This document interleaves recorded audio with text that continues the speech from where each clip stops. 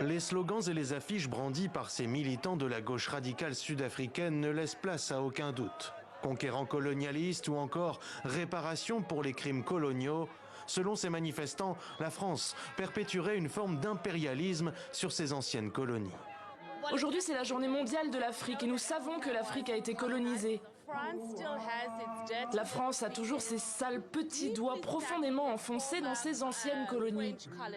Débarqués dans la matinée dans des bus affrétés par le Parti des combattants pour la liberté économique, l'EFF, les manifestants ont gagné les grilles de l'ambassade de France protégée par des policiers.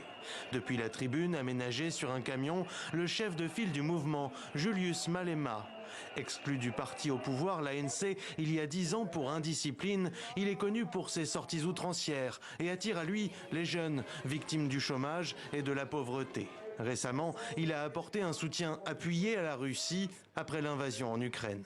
Le colonialisme français sur le continent africain reste la forme la plus brutale, la plus cruelle et la plus diabolique de colonialisme sur le continent africain.